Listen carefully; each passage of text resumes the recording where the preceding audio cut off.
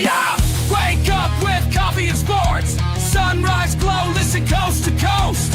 A flow like you know. Offensively, who made them? Oh, Patrick Mahomes. Sideline to sideline with plays to show. This network's got the spark. When you put up 300 yards rushing against someone, that you got your butt whooped. I feel like I would have liked to see Oregon Ohio State in the semis, not the quarters.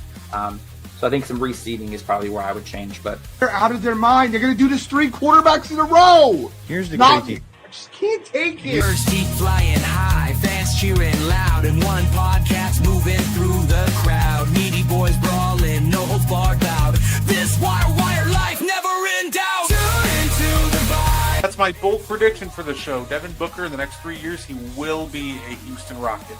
Because I still think Seth is still at the top of his game. I do. I think he's right there. Who knows? Maybe. Not this year, but one time soon. Why wouldn't we potentially see Seth and Roman? You know what I mean? Tune in the vibe.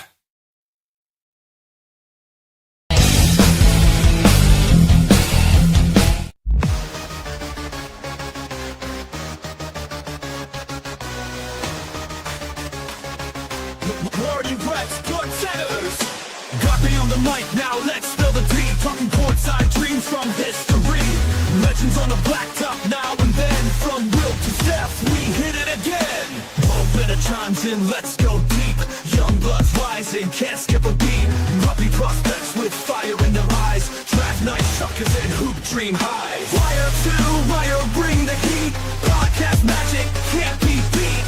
Do better, we're more better. Or who cares? Trendsetters. What's poppin', y'all? It is your boy, Gardi3, and welcome to the And One podcast.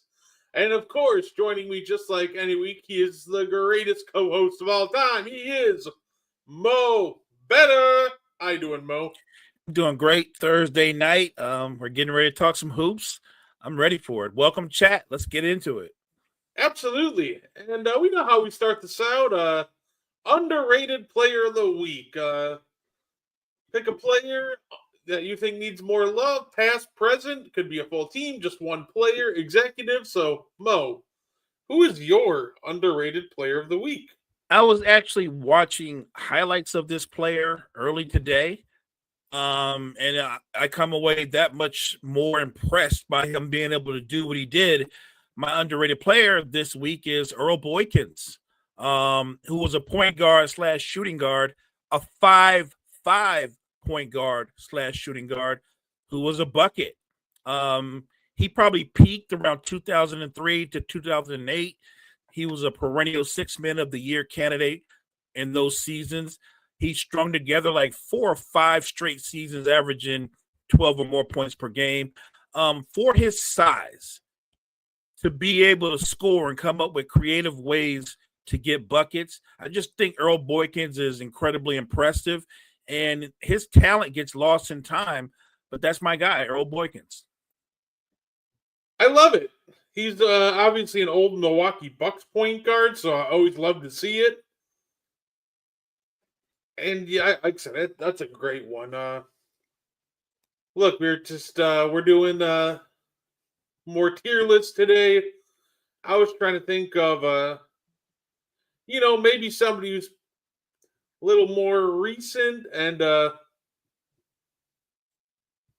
telling you right now, if you're not paying attention, I think Brandon Miller could have a great season, but honestly, you know what? I'm going to use this to toot his horn one more time. I don't think I've ever officially used him as an underrated player. Mo, Trey Murphy. Going to be a breakout star this year. I'm going to give you the slash chance. If you're not paying attention to Trey Murphy right now, please do so. I think that's a great one. And we're both connected on that one, because the only thing that's held Trey Murphy back, and you know this, from elevating in his development as a player and becoming a star, has been health. Trey Murphy coming into this season, I think this is the year that he breaks out. Last year he had his best scoring season in the NBA.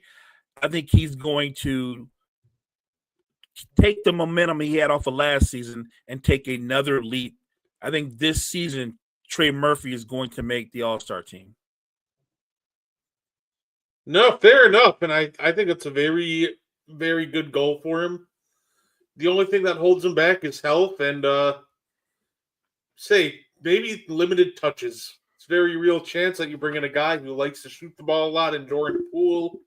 You know, Zion's going to dominate a lot of touches. So I'm just hoping that there's enough touches to go around for him because he could absolutely be an all-star caliber player as early as this season. And you know it's crazy, Brett. I think he can be an all-star caliber player, but he's also a candidate to make an all NBA defensive team too. Yeah, I think that's what makes him special. I really like I said, not only just him, I think another guy in that same tier that can make the big leap this year, Trey Murphy, Jalen Johnson, are two guys I'm really looking forward to see play basketball this year. They're going to be a lot of fun. Agreed. I'm looking at those two. Let me throw one more guy in there. He's a little bit. They're all young, but he's a little bit younger than the other two. I'm talking about Amen Thompson. I think Amen Thompson is going to take another leap in his development. No, absolutely. And before we get into these tier lists, Mo, by the way, I just want to throw to do better with Mo Better because this is driving me up a wall. I think we need to do some now, not us, but I think some other people, mainly like what I'm seeing on ESPN, they got to do better in diversifying their content, man. Look, I don't need to hear Shams talk about Giannis ever again. I don't need to. I go on Twitter and what's Stephen A. talking about at the top of the hour today, Mo? Well, LeBron's playing another year to try to keep chasing Michael Jordan and starting like the millionth GOAT debate of just today. Like, is it just me or does like a lot of these big like platforms like ESPN just really need to work on diversifying their content because it is frustrating to watch at times. I'm with you that they need to be more diverse, and yet I'd be willing to bet that they have people whose job it is to keep up with the algorithm and where people are swaying. ESPN, I think they regurgitate the same content a lot because for whatever reason it has high value. They talk about the same things pretty much year round. Brady's retired, so they still have the Cowboys and they still have the Giants. I mean, not the Giants, but they have the Cowboys and LeBron to talk about pretty much year round. And then you can sprinkle in obviously the GOAT debate every other week. And I'm with you. They should be more diverse, but for whatever reason, a lot of people they go for that low-hanging fruit. And I get it. It's kind of fun to do every once in a while, but I'm just sitting here like, I don't know, like, I guess how many times can you really talk about like the same conversation like GOAT debate without being like, all right, guys, we got to find something else to talk about, man. You know what I'm saying? Look, I agree. And I will say this for what it's worth, on some of the other platforms, they do talk about the same topic, but their conversations, I'll say this, so they're a little bit more original because they're the people they're debating to be in that conversation, they're not even in mine, so that makes them more original. Yeah, I like a good old fashioned debate, but you know what I'm saying? Let's make it fun. Who needs to debate GOATs? Let's debate who's going to have the better year. Trey Murphy or Jalen Johnson. Like to me, those are the fun debates because those are the ones that we don't really ever get to have. I agree. I like that. I think about that a lot when it comes to guys like Cade Cunningham and Jaden Ivey. I think Cade is their best player, but I think for Detroit to take another leap, it wouldn't be necessarily a bad thing if Jaden Ivey were their leading scorer. No, I completely agree. They definitely need him. They definitely need because I think Cade already took a pretty good sized leap, and now it's Jaden Ivey's turn. Even if he could play at the level of like a fringe all star, somewhere in that caliber, and just be that second running mate that Cade Cunningham needs, that'd be huge for Detroit. For sure. But of course, we might as well quickly talk about the news. There's a couple of notable names that are missing opening night, two in particular. John Moran, out with an ankle injury, going to be missing the opening night of the NBA. And of course, LeBron James was just out 3 to 4 weeks, so he's going to be missing some time right off the bat.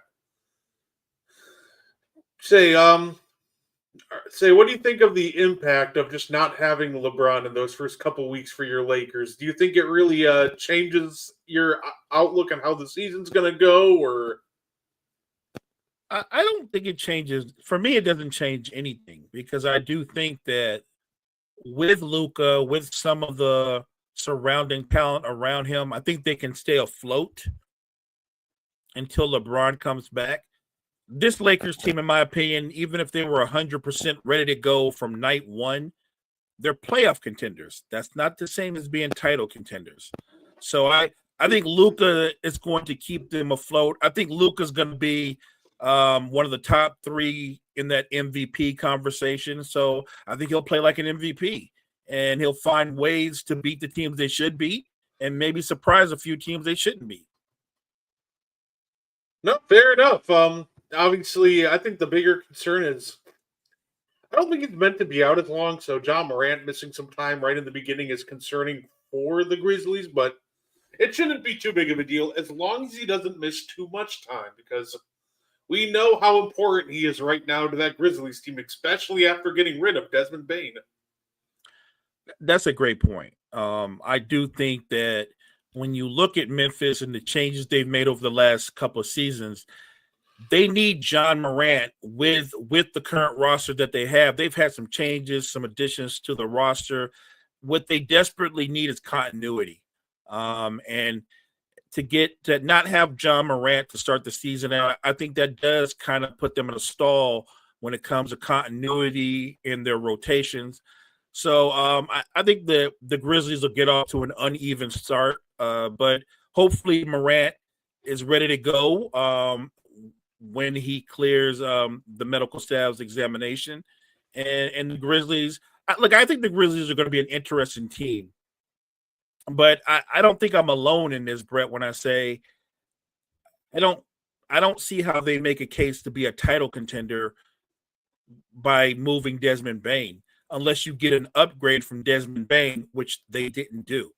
So I don't think moving him makes them better. He wasn't what was holding them back. I think the Grizzlies, they're a beat away from a rebuild. I think they're closer to a rebuild than they are a deep title run. Hey, fair enough. And more interesting news from today, of course. Jason Tatum has made it. Has said that he would like to try to come back this year. So, I guess what do you think it actually happens? Do you think we'll see Tatum this year, possibly towards the end? I don't, and I wouldn't rush it unless the medical staff comes to Brad Stevens and go, Brad, he's not just healthy, he's 110%. He's better than before. Yes, you can let him go, let him play. But that injury, we know this. It's usually like an 18-month recovery, right? Almost 2 years till you're really right. Celtics aren't going to be title contenders this year. Jason Tatum is your key piece. He is your franchise player.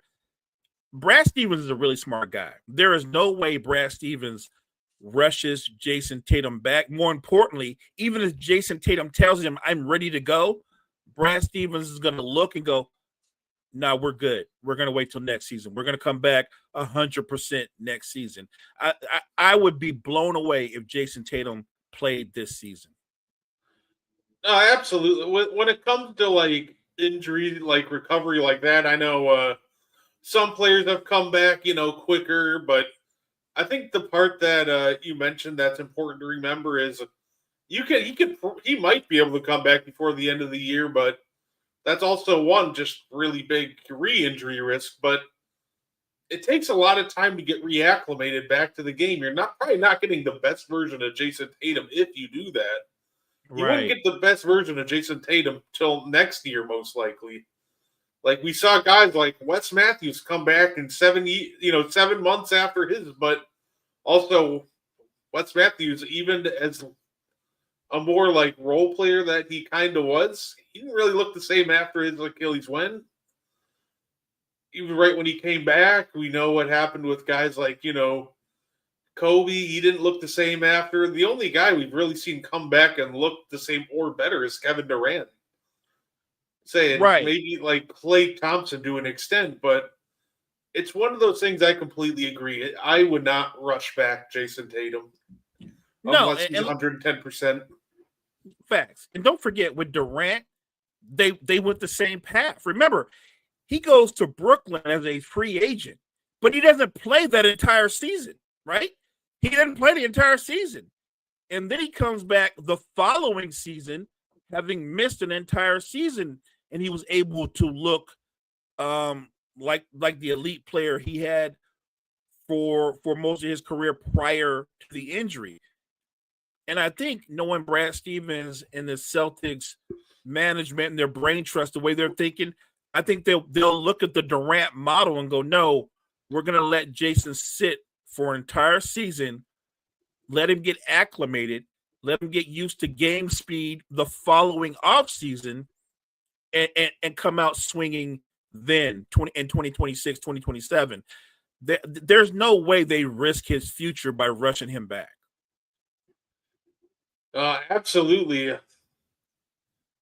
So I'm as much as at the end of the day, we know that he's a competitor. He's going to want to come back and help the team as soon as possible. But it's one of those situations where the team has to look out for his own safety because he probably will only to an extent. The first chance he gets to get back on that court, Tatum being the competitor he is, he's going to jump at that. So, I'm just hoping the most important thing to me is a healthy Jason Tatum. I'm with you. As fans, that's all I want. I want Jason Tatum to come back better, if it's possible, to be a better version of himself prior to the injury. And I hope that's exactly what happens. That's good for the fan base. That's good for the Celtics trust. So take your time, Jason Tatum. You're still a young man. No, absolutely. So, you know how it is. We've been having fun the last couple of weeks. We've been making a tier list of every single starting player in the NBA. We split it up by first week we did centers, then we did forwards last week. So, why not get down to our guards? And I figure we can start with the West. Like I said, it's at the sucker on presentation mode. Alrighty. Now, why don't we start off? I figure we start off fun, Mo. It's going to be really fun. Amen Thompson. We're throwing haymakers right off the bat. I love it. Amen Thompson. What caliber of player do you think he's going to be? And to people watching or listening, if we say he's an all-star caliber player, that doesn't mean he's actually going to get voted onto the all-star team. Right. That means his stats and impact is going to be equivalent to somebody who's on the all-star team. He's going to put up that level of impact. So I don't want y'all to think that we're putting like 27 people in the all-star game. Agreed. I'm glad you brought that up. I think Amen Thompson is going to be a fringe all-star. You know what? That's actually where I was at with him. I think he's definitely above a high. He's gonna be above a high level rotation player. I think you can make a strong argument for all-star, but fringe all-star I think will be more than good enough for this Rockets team this year. Right. He's gonna be a special talent. Jory agrees. Fringe all-star, love it. How about the rookie? Well, not the rookie, second-year player. Feels like a rookie because he didn't play as much as we thought. In Reed Shepherd. Like, high-level rotation player? I think that's what he's going to be because obviously with the Van Vliet injury, that's where he'll start out at. The question is, will he hold on to that status? We'll see. But I think he starts as a high-level rotation player. The question with Reed, I think, is just going to come on the defensive end, right? His impact on the offense, easy. He's a flamethrower. He can get hot from deep. He's got some handles to him. Like, his value is in the offensive end. So I think as long as on the defensive end he isn't just a complete turnstile, then yeah, he'll be perfectly fine.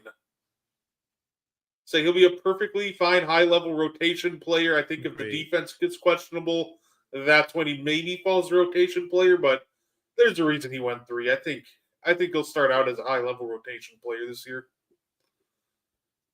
This guy, by the way, is also a lot of fun. Bradley Beal. Huh. Like, So- like high-level rotation player? Is he just going to be at the caliber of a rotation? Like, I think last year he's about a high-level rotation player. I think right, and it's funny, right? Because we're talking about a former All-Star, but I think that's the Clippers are looking for a Bradley Beal that's going to give them a consistent 16 to 18 points per game, maybe 5 assists or so. So I think that's a very good spot for him. I don't think he's a fringe All-Star. I think Bradley Beal's days of making All-Star teams are over, but he still has value if he can be a high-level rotation player. Absolutely. I thought he was a high-level rotation player last year in Phoenix. The problem with him was more so he wasn't getting paid like a high-level rotation player. He's getting paid superstar money. But I think this year you're going to see it. It's ironic because it's going to be the same Bradley Beal. But since he's making 5 or 10 million instead of 50, people are going to be acting like, oh, look at him now. He's just such a different player. Like, he was the same player. Like, the money's just different, and that changes the conversation with him. Right. Suddenly it becomes the Clippers got to steal. The Clippers need guys won't be medical staff regulars. They're in trouble, Kyle, because when you get that many guys 35 and over, almost everybody's a medical staff regular. Arguably the healthiest guy in their backcourt might be Chris Paul this year, which is kind of funny to think about. That's kind of scary if that's going to be the healthiest guy. Because he played all 82 games last year. That's crazy to think about. How about the other Clippers backcourt guy, James Harden? I think the conversation with him starts at All-Star, but he also might put together a fringe All NBA season. I'm gonna go with All-Star. He might exceed our expectations, but I think James Harden, you're looking at somebody that's probably going to give you between 20 points per game and around 8 or 9 assists. I think he's going to be an All-Star. All right. Yeah, I don't mind that. Like I said, I think his ceiling is going to be fringe all NBA, but also he is getting older. The risk of regression is really real, and there's always questions on the defensive end guarding in space with him. So, no, that's fair enough. How about Christian Braun? I think he's a high-level rotation player for sure. I think he showed that. I think he showed that last year. He stepped in for KCP, and they thought that would be an issue. The issue wasn't Christian Braun. The issue was they didn't replace Christian Braun coming off the bench. That was the problem. But Christian Braun was actually better than KCP for them. No, fair enough. I don't mind that at all because I don't mind all these guys ranked between high-level rotation players and all-stars. We started off with playoff teams, so I think this makes all the sense in the world that they are collecting this caliber of talent. But Jamal Murray, I think his career, I guess his lot in life as an NBA player, at least in the regular season, he's always a fringe all-star. No, absolutely. And then there's a 50-50 chance he turns into all of a sudden turns into a fringe all NBA player in the playoffs. Exactly. That's who he is. That's who he's been. Yeah, I agree. Say we're filling up these spots rather nicely, and I love it. But of course, that being said, I feel like this is where we start filling out some of these bottom slots. Isaiah Collier of the Utah Jazz, a young guy. He has some potential, I think, to be a quality starting guard in the league at some point. But I don't think that's this year. I think he's a fringe rotation player. Yeah, and you know what? I really don't think Bryce Sensabaugh, the other guy they have slated to start according to ESPN, is that far behind him. No, I'm with you. Like I said, I think they could end up being like quality. I would actually want to say starting quality backup guards down the road and have a nice career. But this year, I don't think it's the year for them. Say, and you were just mentioning this player, Contavious Caldwell-Pope. Had a really bad first half of the season, picked it up in the second half of the season last year, and then stunk again in the playoffs. Is he still a high-level rotation player, or is he just a rotation player? I know by the move that they made with Desmond Bane, the Memphis Brain Trust hope he's still a high-level rotation player. But I'm going to have to judge him off of what he's looked like the better part of last season. I think he's a rotation player until he proves us different. No, that's fair. He just doesn't look. He's good when he's with like an all-time level playmaker that can really set him up. So he might have a bit of a resurgence with Ja. While I don't think Ja's an all-time level playmaker, he's still a great one when he can get going downhill. It could get him some easy looks, but yeah, he has just when he's not paired with LeBron or Jokic, he just hasn't looked great. Now, speak of him, Ja Morant. I think the conversation with Ja starts at: do we think that his caliber of play will be at the level of a fringe All NBA or a strong All NBA player? I am not as high on him as you are. I think he's an all-star. Oh, he's interesting in the sense that his offensive game like screams to me like he should be in these conversations, but at the same time, his defensive game is. And I don't agree with disagree on the offensive game. Although I will say this about his offensive game. His offensive game. What season is he in now? 5, 6? Yeah, he was in the Zion draft. The point I'm making is it's kind of peaked. It's plateaued. He's got the same skill set that he had in his rookie year. He hasn't gotten, and I know he's had some injuries, but he has the same offensive game. And I think that when you're a point guard and a lot of what you do is predicated on your athleticism, you've got to add something else. You've got to add some different things. Floaters, be more consistent from the mid-range. You don't have to be a great three-point shooter, but be a respectable three-point shooter. I think Ja Morant is still a unique talent, but I think the league has shifted since he came into the league again. And now suddenly I'm not saying he's not terrific or still entertaining, but I think that because the league has shifted, I don't think he's as special a player as he was earlier in his career. I think he's still really, really good. I don't think he can be your best player and you be a title contender. Hey, you know what? Fair enough. Say it. Like I said, he's so hard. He's just such a tough grade. Another guy who can be a tough grade. How about Devin Booker? I feel like he's at least fringe All NBA. But you could make. No, go ahead. But I think there's a very easy argument to make that he's also just a strong All NBA caliber player. So, do I think he's an All NBA caliber player? I do.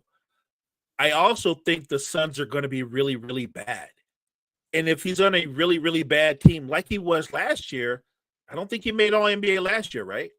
And if he didn't make it last year, I don't think he'll make it this year. I think he's probably a fringe All NBA player because he's going to be saddled with being the best player on a really bad team. No, hey, unfortunately I think that will hold them back. I think the talent screams just a straight up All NBA player. Hey, if you were right about your prediction, I'd lock him in as an All NBA player. Because what happened was the Suns played whack-a-mole, and KD got a cool deal. KD was the one that got to go to Houston. Because had it been Book, I guarantee you Book would have been a lock for All NBA. Yeah, no, I think the caliber of talent is All NBA for Book. Yeah, the team though, going to be less than ideal. Say, how about Jalen Green? High level rotation player? So the funny thing is, you just got through talking about Book. One of the reasons why he won't make All NBA is that guy, his teammate. He's not going to help him. All jokes aside, Jalen Green is a young, talented player. I think that he's a high-level rotation player. A lot of people think of him as a number one, but I think there's some guys that come into the league who have the ability to score, and we overrank them. And sometimes you can autocorrect and realize because he's so streaky, he's closer to being more like a Lou Williams or Jamal Crawford than he is to being a Devin Booker, if that makes any sense. Oh, no, fair enough. This is where I've always kind of viewed him. I think he's a very good player, but a lot of people are acting like he should be some all-star, like fringe and Right, all NBA right, caliber player. right. And he's not. By the way, if y'all are baseball fans, the Los Angeles Dodgers are moving on to the NLCS. They just eliminated Philadelphia. Some breaking news. Not in the basketball world. I'm not going to front run because I'm a casual Dodgers fan, so it's cool. Say the Cubs have jumped out to a 3-0 lead on the Brewers. That's your playoff updates for right now. How about Lou Dort? This is just a walk-in high-level rotation player. It feels absolutely. A walk. I love the way you phrase it. A walking high-level rotation player. Lou Dort probably will never make an all-star team, but it is not because he does not star in his role. He's a winning basketball player. He's the kind of guy that if you have a superstar, he helps your superstar win titles. Absolutely. And speaking of superstar, Shea, probably put him right down here with the Jazz guys. Yeah. Yeah, Shea's right up there. Yeah, you got him in the right spot. You got him in the right. There's a couple of guys that might join him. Let's see it. And I got Ant. I like that All NBA. That's a lock. See, here's my thing. I feel like these two are next to each. I feel like the skill set are like. So I get it. Talent wise, I think Book's All NBA. I'm just saying the way that the season will play out. He's still a great player, and he's going to make the All-Star team. I don't think he's going to make the All NBA team because the Suns. What are the Suns going to win? 35 games, 40 games, maybe.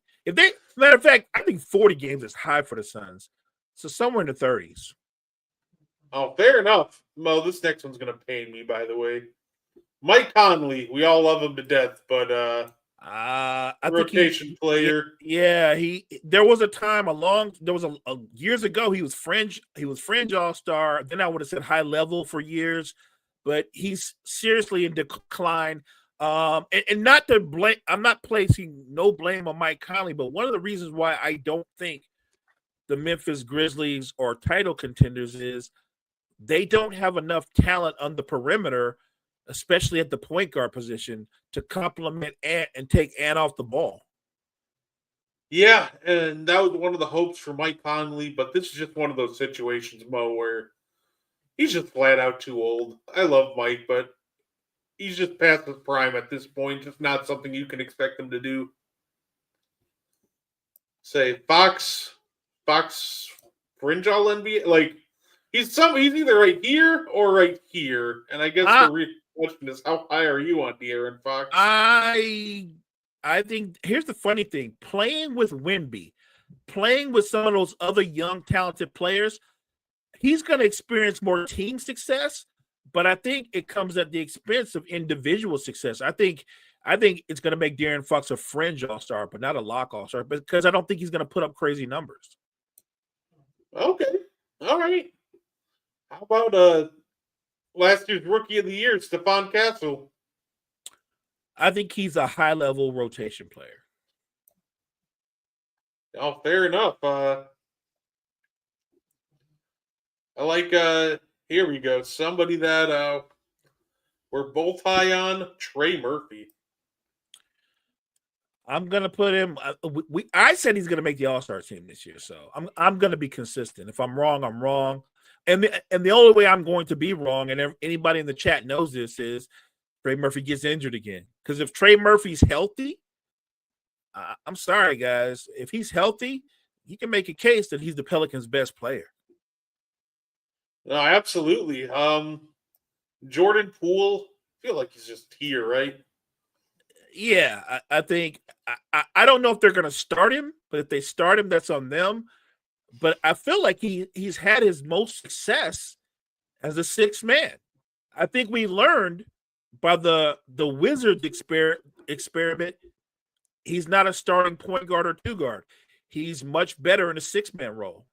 You know what the problem with that is, though?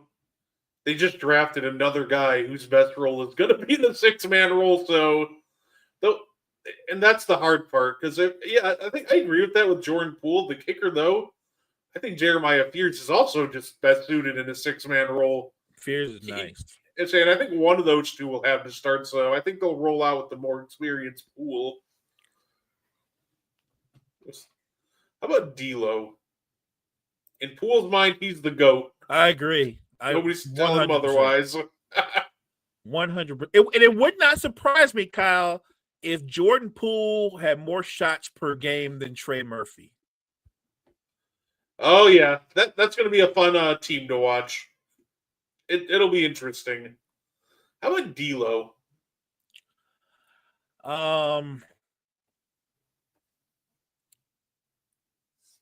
Look, I think D'Lo only fits in two categories. He's either a rotation player or a high-level rotation player, but he's certainly more than a fringe rotation player. The problem with D'Lo is he can look really good sometimes, Brett, and then the very next 5 games in a row, he can be madly inconsistent. So I'm going to say high-level rotation player. And I think that, honestly, at this point, I think that's true for his new backcourt running mate in Klay Thompson.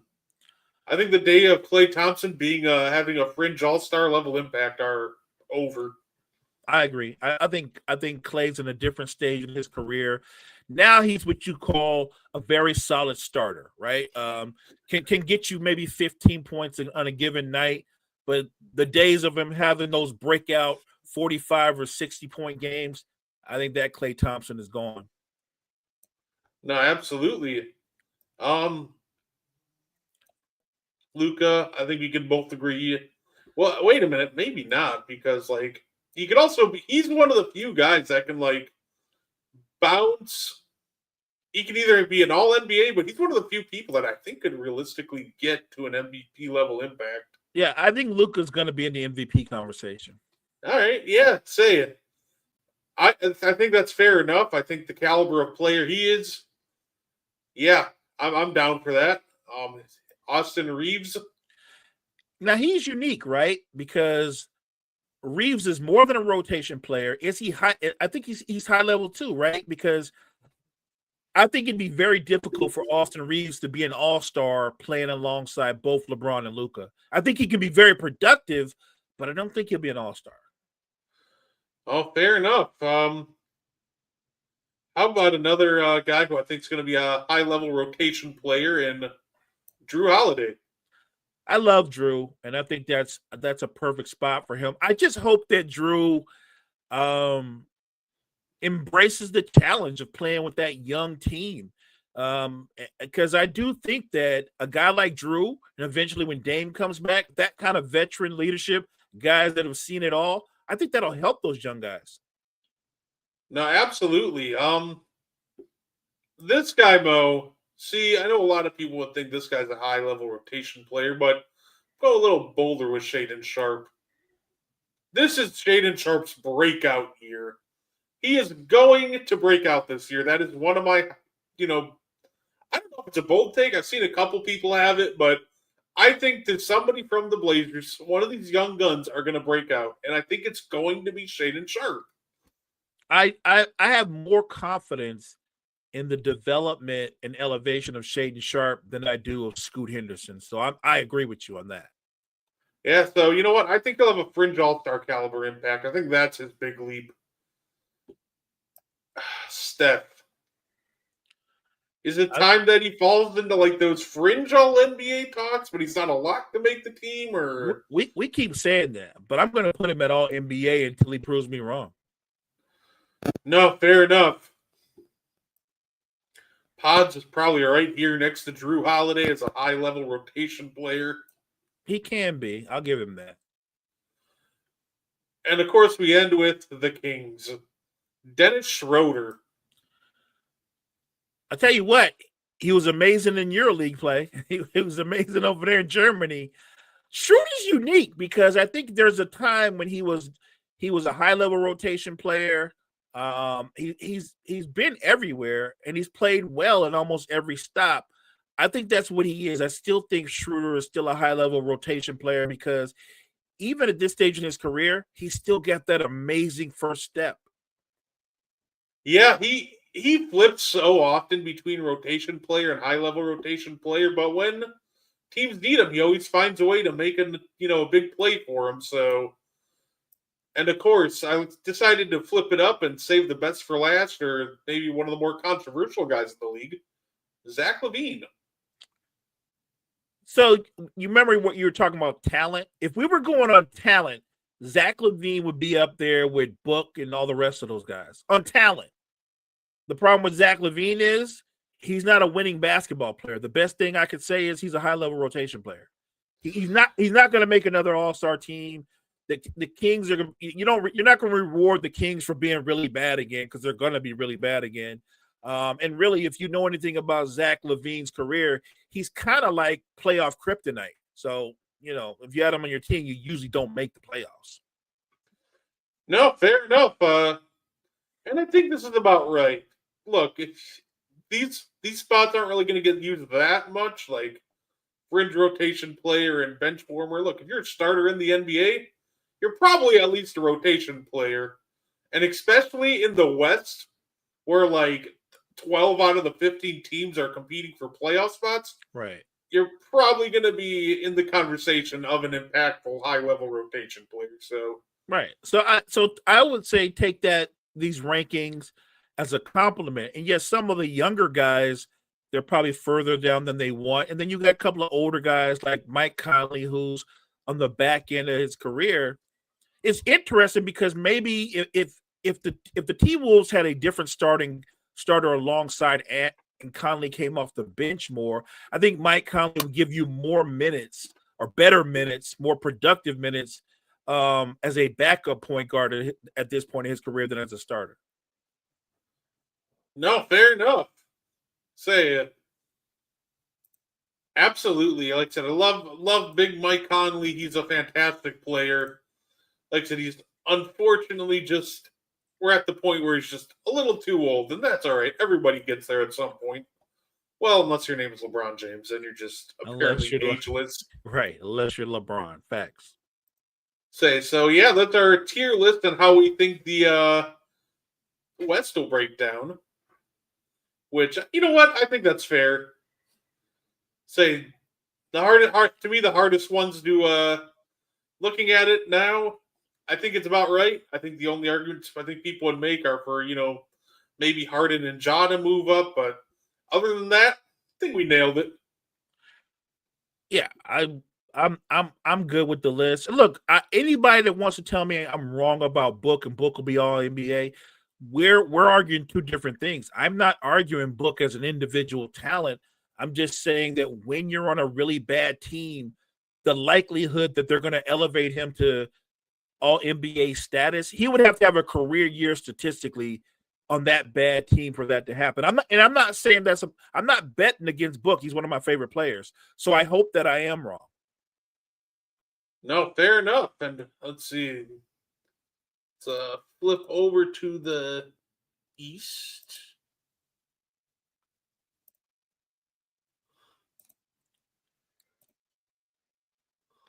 There we go. Alrighty. So, like I said, same thing as before. Had a little fun tier ranking how we think the West will play out.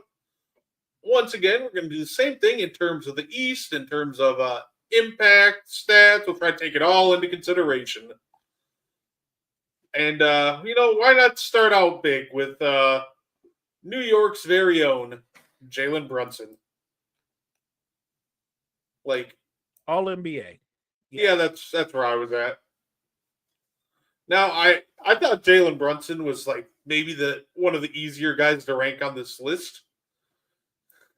Mikal Bridges is also fun because is he a high-level rotation player? Does he have the impact maybe closer to a fringe all-star? I know this is what the Knicks are hoping for. I think he'll probably end up here. Yeah, I'm going to go with what he's been, but I certainly know that the Knicks and Mike Brown are hoping that he takes a leap this season and gets back to closer to looking to what he was when he was with the Suns. Yeah, no, absolutely. How about somebody we were just talking about, Jay Nivey? Do you think this is the year that he maybe jumps into the fringe all-star conversations, or you think he's still chilling here at high-level rotation player? Yeah, I'm going to start him there. I think he will be impactful. But we almost forget that he's still a young, developing player. Hopefully, he does take that leap. I know this: if the Pistons have a season at or around what they did last year, it definitely will increase his chances of making the All-Star team. Well, fair enough. I think could very well have fringe all-star level impact and production, but it's going to be tough. So for now, I don't mind keeping him there. How about Cade? I think the conversation with Cade, is he going to have the impact and numbers of a fringe All-NBA player or a strong All-NBA player? It's going to be a tough call, but here's the thing: there is an opportunity, right? Because Halliburton's out, that'll help. Tatum's out, that'll help. This is all on Cade. They have to build off everything they did last year, and it starts with him, Ivy, and Jalen Duren. So I'm going to say Cade does make an All-NBA team. Right. Yeah, you know what? I'll take it. Strong All-NBA's year for Cade Cunningham. Here we go. Young player from the Brooklyn Nets, Igor Devin. It's probably a fringe level rotation player. That's where I'm going. Very, very much a pass first kind of guard. Question how good his defensive acumen is going to be, but this guy I think is a little more interesting to try to figure out. Cam Thomas, high level rotation player. I know his offense at least puts him here. Yeah, well, he's going to be there at least because he's definitely going to be a high volume shooter. And it wouldn't shock me if Cam Thomas is one of the 10 highest scorers in the NBA if he can avoid injury. The only question is his numbers going to give him a shot at making an all-star berth? If I was a betting man, I'd probably say no. So we want to keep him here. Do you think that No, I keep him there. I keep him there. All right. His numbers are going to be empty calorie numbers. So, how about Bub Carrington of the Washington Wizards? Do you think he's going to be fringe, or do you think he's just going to be a solid rotation player? I think he's a solid rotation player. And joining him, maybe CJ McCollum. CJ McCollum just might have the same problem of Mike Conley, where I think McCollum's great, but him being in Washington and just being maybe too old, I'm not sure if we're getting the best. I don't think we're getting the best version of CJ this year. So maybe the better comparison is the same way we rank Chris Middleton, where in a better situation, I think he's a high-level rotation player. But in Washington, I think he's probably just a rotation player. I'm not sure how locked in he's going to be this year. I don't disagree with that. I think if CJ McCollum played for your Bucks or played for the Cavs or someone like that, I think he would be. You would get better. You get more out of him. He's in a train wreck right now, and when you're a 34, 35-year-old veteran in a train wreck, I just don't see the path forward. So I don't see how he's going to get better than rotation player. Now, fair enough. This next two are going to be a lot of fun, by the way. Donovan Mitchell. Last year, I thought he was a strong All-NBA, had a strong All-NBA season. This year, I'm not sure why that would change. It wouldn't. He's going to be an All-NBA. And how about his running mate, Darius Garland? I think Garland. No, go ahead. But that's, think he's like an all-star caliber player, or do you think he starts sneaking into some all-NBA talks? No, because I think he's an all-star. I think he's an all-star. I don't think he's not. I think he's peaked at what he can bring you. Garland can give you 19 to 20 a game, around 6 or 7 assists. But he's more of a complimentary star than really a guy you lean on. So I think he's a guy that leans on others. No, fair enough. He's got some great I do like his offensive game. It seems like every year, unfortunately with Garland, he just keeps getting hurt at the worst possible time. So I hope this is the year where he's healthy, in the second half of the year, mainly when the playoffs start getting underway. So do I. And look, I'm actually a huge Darius Garland fan. So if he proves me wrong and he makes a leap to becoming a fringe All-NBA player, that's fantastic. But I watched some of the, I've watched catching up on some of the Cavs, preseason stuff. I think the scariest thing I saw from them was Evan Mobley stepping into threes. I'm like, oh no. If he's pulling up and stepping into threes and nailing them, that is tough. I haven't seen any of their preseason games yet. Let me ask you, is Lonzo playing yet, or are they bringing him along slow? He's playing. They're bringing him along slowly. I think they believe they said that he's not going to be playing in any back-to-backs and no more than like 20 or 25 minutes. So they're pretty much just going to limit him all season so he's healthy for the playoffs. I'm okay with that because I think that those 20 to 25 minutes, he's going to give you good stuff. High-level defense, super high basketball IQ, another playmaker, and he can shoot a three well. Yeah, the one friend group I'm in, oh man, he had a really funny soundbite on DeAndre Hunter because DeAndre Hunter didn't have the greatest defensive game, and the one dude just goes, man, we might need to change DeAndre Hunter's name DeAndre Gatherer because he is just not he is getting hunted. Gatherer. So he's like, man, if he was hunting, his oblivious butt would just starve. I'm like, oh man. So yeah, it's gonna be a lot of fun. I thought that was just a funny little soundbite that he had. Like that's a great line. I like that. That's a great line. How about Josh Giddey? Giddey's unique, but I think he starts at high level rotation player. Like, here's the thing: if Giddey can help lead the Bulls to the playoffs or even in the play-in, because I think he's going to have really good numbers, right? He's a stat stuffer. He might be a fringe all-star, but I think you have to start him out at high rotation player. Fair, and I think we're gonna start filling up this. It's kind of funny how this is playing out so far. We have a lot of guys, either all NBA or high level rotation player, and just Darius Garland. How about Colby White? I think he's kind of with Giddey, right? He's a terrific streaky scorer, but that's what he is. He's a streaky scorer. Yeah, absolutely. The challenge with the Bulls will be who's getting stops, but the talent level offensively from these two, I don't think we can question that. These two are just very high. These two would be high level rotation players on almost any team.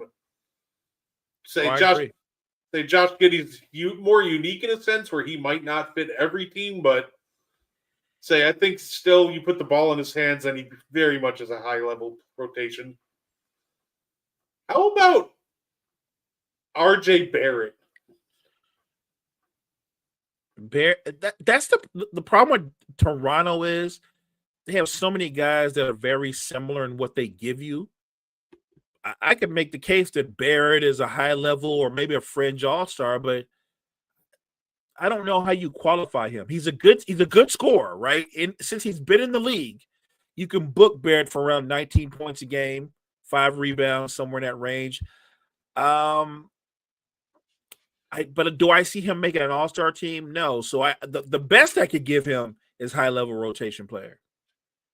No, fair enough. I don't think either. I think both Raptors, Barrett and Quickly, are here. I don't think either of them are really going to be even in fringe all-star talks. They're not. They're good players, but I think that will be their. How can I say this without seeming like I'm putting them down? I think their NBA lot in life is they're both really, really good players. No, fair enough. How about I think both.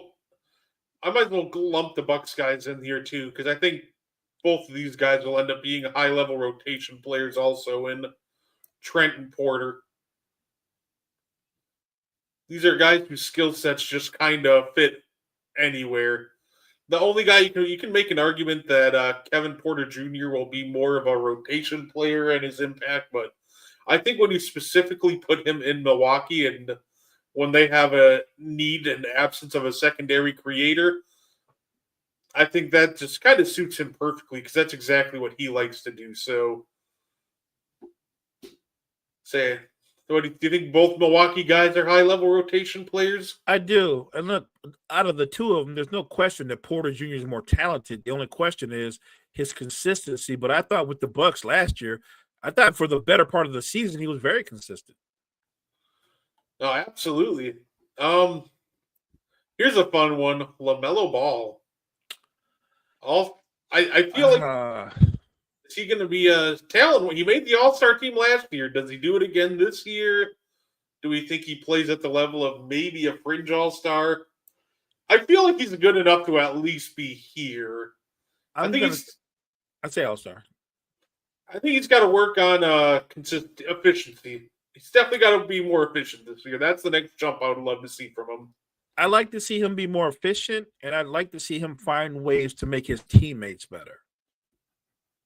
He's a willing passer. I just need him to cut out like the random like one-legged threes and just almost like he just randomly gets into his zone where he starts playing like schoolyard ball, where it's like, hey, I'm going to mess around and shoot a one-legged, three-pointer now, and you're just like, why? My thing with him is though, I think he's like a full 6'7", right? He's long, yeah, but he plays defense like he's 6 feet. He doesn't he might as well be that. He gives you for all his length. You would think he would be at least a capable defender. He's a horrible defender. No, fair enough. There you go. He's an Instagram all-star. Not wrong. How about Brandon Miller? I think Brandon Miller has a real chance to sneak into some all-star talks, but I would totally understand if you'd still want to go with he's still a high-level rotation player this year.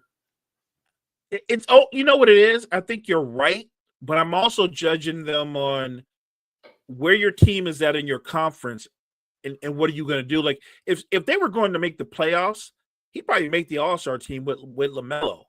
But if they're going to be a team that doesn't make the postseason, I think you're right. I think he's stuck in high-level rotation player, even though he's probably going to be their second leading scorer.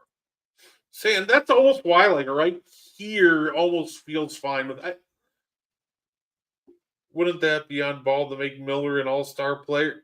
No, I said that. I don't think – I think to this point he hasn't made his teammates better. I agree. Look, when your point guard takes 22 shots a game, you're a willing passer by default because you've always got the ball in your hand, but you're still taking 22 shots. Yeah, it's something that I think he's got to work on. Less shooting, more distributing. It's weird, right? Because he's such a talented passer too. Say, how about Benedict Matherin? Probably right here in the high level rotation players. I think that's where he starts, but it wouldn't shock me if Ben is like a fringe all-star. Remember, Hallie's gone. I think Ben's going to take 16, 17 shots a game. I think so. He's definitely going to put up numbers, but yeah, I would start him there. But it wouldn't shock me if he was ended up being a fringe all-star. Yeah, I think what the Pacers are going to end up doing is it's going to end up being Pascal Siakam will be in like all NBA talks at the end of the year, and they'll just have like 14 high level rotation players that a new one will step up every night. So it's big Pascal Siakam year incoming.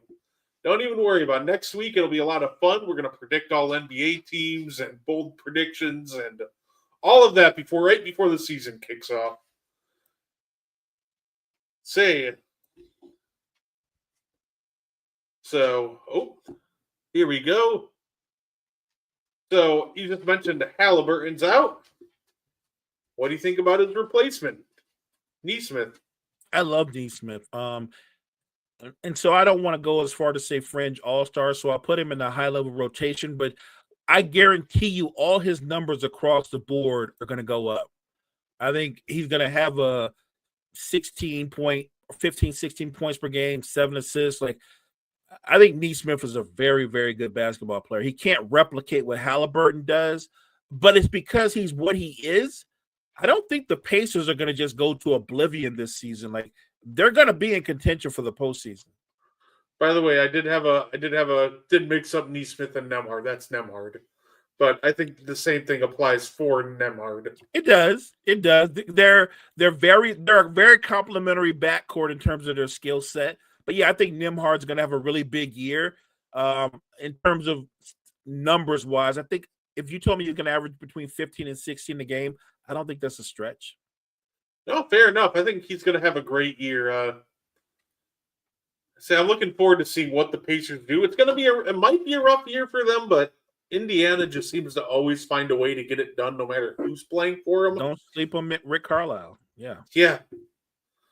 How about Davion Mitchell? I think he's probably in rotation player. He's the a good problem rotation with player. The Davion Mitchell's issue is his jump shot. Just it comes and it goes. His running mate has almost the opposite issue, where his jump shot is money, but sometimes the defensive acumen can be questioned in Norman Powell. So, what do you think? Yeah, probably just a high-level rotation player. Yeah, look, I think Norman Powell will be in the hunt for the 6th man of the year, like usual.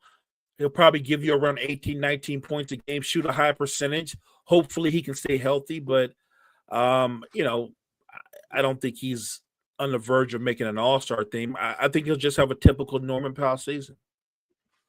No, absolutely. Interesting one, by the way, because he doesn't maybe put up the numbers of an all-star, but he tends to put up the impact of a fringe all-star. Derek White.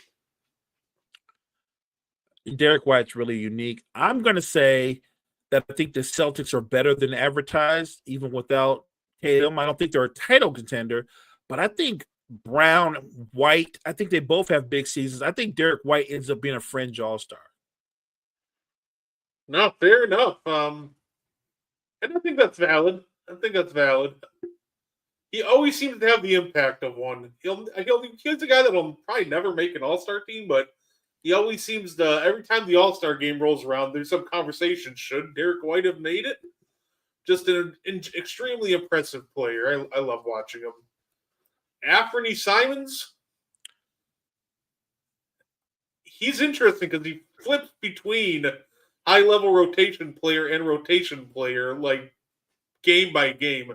If his shot's falling, yeah, he's here. But if his shot's not falling, he doesn't really offer that much else besides scoring. So then he just falls here. He is interesting because I think playing for the Celtics, being on that stage, it's almost like a bigger stage with higher expectations. This is an opportunity for Anthony Simons, by the way, that whether or not he's part of the Celtics' future, it's like an audition for him for the rest of the league. So I would expect you get the best version of Anthony Simons. So I'm looking at I think a Boston team. They're gonna have 3 guys. I think of that Boston team that average.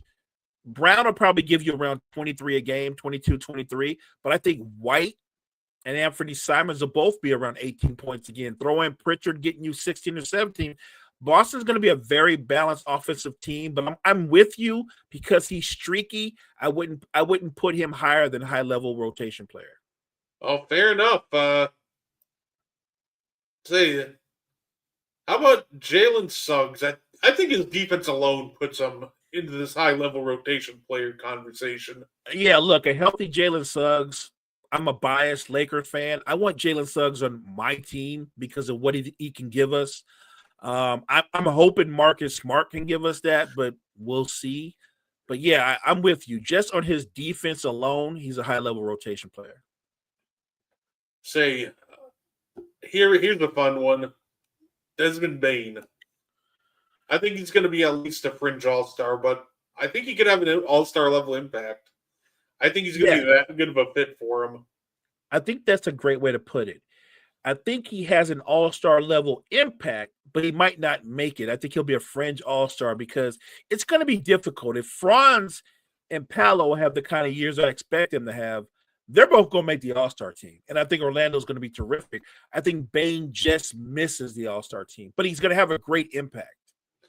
And I think that actually works out kind of perfectly because, ironically, probably put Paulo here, Franz here, Bane here, and if you have 3 guys that are at least a fringe all-star caliber player or above, yeah, you're in a good shape. Agreed. Quentin Grimes, probably just high-level rotation player, right? But the next guy, Mo, but one we both really like, Tyrese Maxey. Yes. I think Maxey's an all-star. I think he's an all-star. I think the only thing holding him back is I know Embiid and PG will still want all their touches. So, I think the talent is here, but I think Philly might drag him down to here. Maybe because they're such a – if you're a betting man, I think Philly is the hardest team to rank, right? I don't know how to rank them because I don't even know what their roster is going to be day to day. No, absolutely. So, you know what? I'm okay with that. Look, when we're making tier lists and predictions, I like being bold, so I'm okay with that. Dyson Daniels, the great barrier thief. Man, I like him a lot. I want to say I feel like he's more than a high-level rotation player. I know he's not a big-time scorer, but when your guy gives you 14 points per game and elite level defense, I think that makes you a fringe all-star. I like that. I think the Hawks are poised to have a really big season, and we're going to be looking at Trae Young, and we're going to be looking at Jalen Johnson, but the guy that's going to have the biggest impact on both of the floor is going to be him. It's going to be Dyson Daniels. Well, fair enough. I think we can probably both agree that Trae's probably in this fringe all-NBA conversation. 100%. Yeah, no, absolutely. I'm okay with that. I like the idea of maybe Dyson taking another little mini leap on offense. If his defense stays at that DPOI caliber it was yesterday, him being in those conversations, yeah, to me, that's at least a fringe all-star level impact. Looking at our list, I like it. I think the only thing, I think people would try to argue maybe Bridges and maybe Jay Nivey up one. Maybe some people might not be as high in Maxey as us, but you know what? I like it. That's okay. And I want to preface, this with these are predictions. If I have you where I think you're an all-star, like to Brett's point is, I think you're going to have an all-star caliber season in terms of your numbers and what you do. It doesn't guarantee you're going to get selected to the all-star team. No, absolutely. So there you have it. There are fun tiering every single starter going into the season. Honestly, Mo, that was a lot of fun. I really enjoyed doing that. It always is. I'm definitely looking forward to next week. It's going to be a great time. Figure we do some, predictions, hot takes, Maybe even try to predict how the standings are going to shake out. Way too early NBA champion predictions. Of course, it's the Bucks. Spoiler. Oh, it's gonna be awesome, right? Because we obviously have a lifetime Bucks fan on. We're gonna have the great Kyle Edwards, a lifetime Celtics fan on, and then obviously born and bred Lakers fan. So yeah, it's gonna be fun. Yeah, and you know what? It's gonna be one of those things. We'll try to bring a couple extra new people on, and we'll mix it up. It's gonna be a lot of fun. Everybody can bring their hot takes, and we can discuss them. I'm looking forward to that. And then, of course, the week after, Mo, is the start of the NBA season. Can't wait. Wait. First say, obviously the NBA season starts on Tuesday, but on the 23rd, which is the day of and one, we got Nuggets Warriors, and we get Thunder Pacers. So yeah, like you said, I can't wait. It's going to be a really fun time. Oh yeah, I can't wait. This is the best time of the year. Look, we're NBA guys, but we also love football too. Postseason baseball is in full swing. This is when the universe kind of collides, and you get postseason baseball with NFL and the start of the NBA season. Yeah, absolutely. By the way, if y'all need an update, update you on some of the more important games going on and around the league and other sports. The Giants are up 27-17 right now on the Eagles. What? Yeah, and the Cubs are still up 3-0 on the Brewers. So something I didn't see coming was definitely the Giants taking it to the Eagles like tonight. If that holds up, we're gonna have a lot to talk about tomorrow. Yeah, you can definitely catch us talking about that game tomorrow on the morning show. Anything you want to add before we get up on out of here? No, thank you guys, especially the chat with Kyle, Jury, Damian, everybody. We always appreciate your support. Make sure you check us out tomorrow morning. We appreciate you. Yeah, absolutely. You can catch Mo and I tomorrow on the morning show, and I might end up going live on TikTok Saturday morning. Awesome. For Crown Jewel in North Australia. So yeah, I'll let you guys know what's up with that, but it's going to be a great time. If I'm up, yeah, absolutely. So, but that being said, thank you for tuning in. We hope you had fun. Make sure to tune in next week for our predictions. Make sure to tune in tomorrow for the morning show. And just make sure to tune in for all the great content that Wire to Wire works really hard to bring you guys. We hope you all appreciate it. We thank you for tuning in, and we hope you guys enjoy the rest of your night. Thank you for tuning in to the And One podcast. If you like our content, you can find more on the Wire to Wire Podcast Network on YouTube, Facebook, and Spotify. Want more And One? Find it on Wire to Wire. Like and share our Facebook page, and join the And One Discord. Grab the link to join from our Facebook. Thank you for tuning in, and have a wonderful day.